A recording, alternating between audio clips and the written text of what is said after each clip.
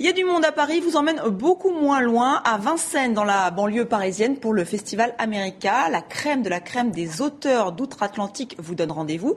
Et dans cet îlot anglophone, quelques artistes francophones comme Joseph Edgar. Ces mots, il les met en musique, il est notre invité.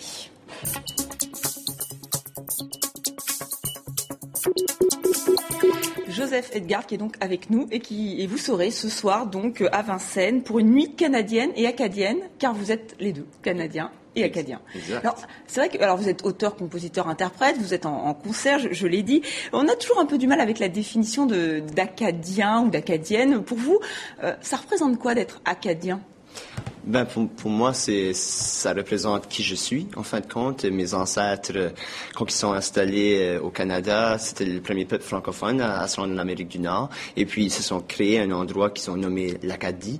Et puis, pour eux, c'était le pays de l'Acadie. Et à peu près 150 ans plus tard, les Britanniques ont décidé qu'ils voulaient plus qu'on soit là, à moins qu'on prête serment d'allégeance à la couronne britannique et toutes ces choses-là.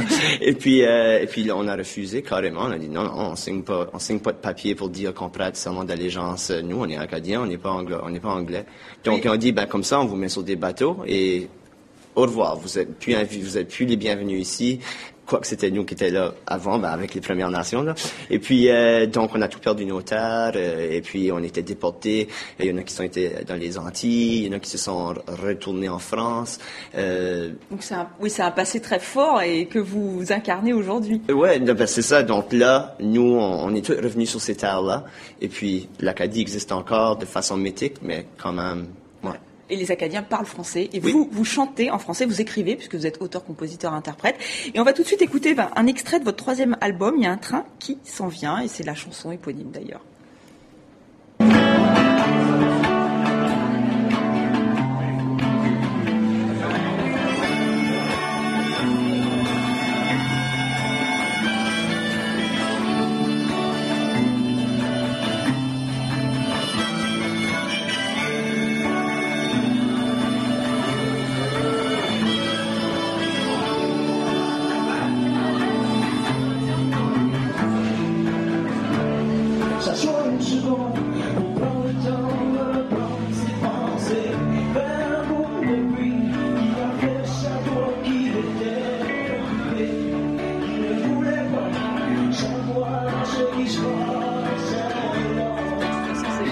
Très réussi, mais vous êtes un peu dans la lignée de Bob Dylan, Neil Young. Neil Young, oui. C'est surtout l'univers de Neil Young, là, surtout à son plus...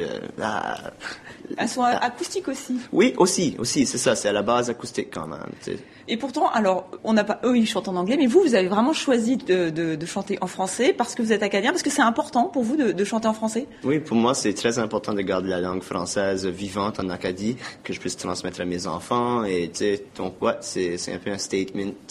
Mais c'est un pari parce qu'on évoquait le Festival America qui se déroule en ce moment donc à Vincennes où on peut découvrir beaucoup d'artistes anglophones. Vous restez un îlot francophone au milieu de tous ces anglophones. C'est un pari aussi pour un artiste de revendiquer sa francophonie.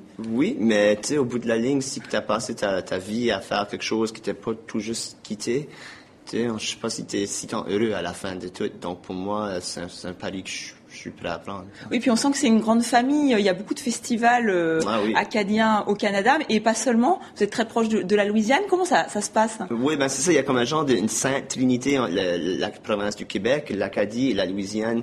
Et puis, les liens avec l'Internet, les échanges entre les jeunes se font beaucoup plus. Et donc, il y a comme un genre de renouveau encore plus. Tu sais, en Louisiane, il y a beaucoup plus de jeunes qui parlent français qu'ils parlent 10 ans passés. C'est aux États-Unis, là, on parle du sud des États. C'est quand même assez fascinant. Et je pense que c'est juste grâce à... On est un îlot, mais on est tellement fiers de qui nous sommes que c'est un îlot qui n'est pas sur la veille de caler.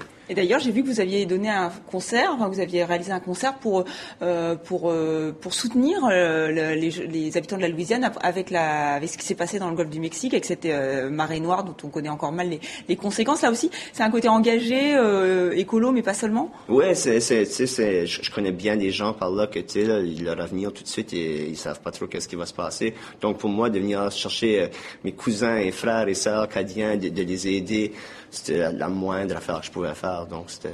Et d'ailleurs, ça vous a inspiré une chanson. Oui. Route oui. 56. On va l'écouter tout de suite.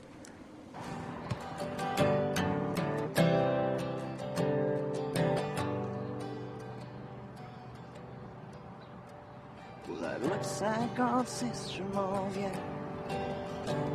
Pour la route 56, je m'en viens. Au sud des États, y a de quoi qui m'appelle là.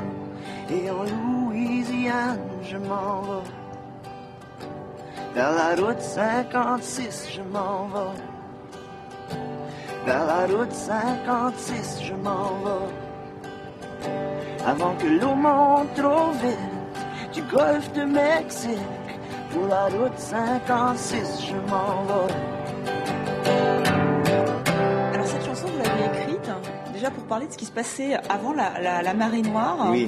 Oui, les côtes littorales de la Louisiane étaient déjà menacées par toutes sortes de bâtisses, d'infrastructures, d'ingénierie qui ont été faites le long de la Mississippi, qui fait que tout le sédiment naturel de la Mississippi ne peut plus se déposer sur les côtes. Donc maintenant, chaque fois qu'il y a un gros ouragan, le golfe du Mexique est en train de ronger toutes ces terres-là et c'est en train de ruiner des villages, toutes les espèces qui ont seulement besoin de l'eau douce pour survivre, maintenant sont en train de se faire saccager par l'eau salée. Et là, donc j'ai écrit la chanson en un premier temps et quelques mois plus tard, après que j'avais fait ce voyage-là, la marée noire s'est produite avec l'explosion de l'affaire du British Petroleum et donc j'ai ajouté encore plus au texte parce que pour moi c'est un endroit, le sud de la Louisiane, qui devrait être un endroit UNESCO tellement que c'est riche en choses qu'il faut préserver et c'est pas du tout ça qui se passe. Donc, oui, ce qui s'est passé était encore fait. Et là, le fait d'être en France, alors demain vous serez en Suisse, donc d'être en Europe, c'est important aussi. Là, il y a toujours ce lien francophone qu'il faut maintenir. Ben oui, c'est incroyable. Je rencontre tellement de gens cool sur la route, sur la tournée, et donc la Sainte Trinité est en train de se grandir dans une autre chose qui est cool. En fin de compte, on est tous liés ensemble. Tu sais, je vois des noms de famille,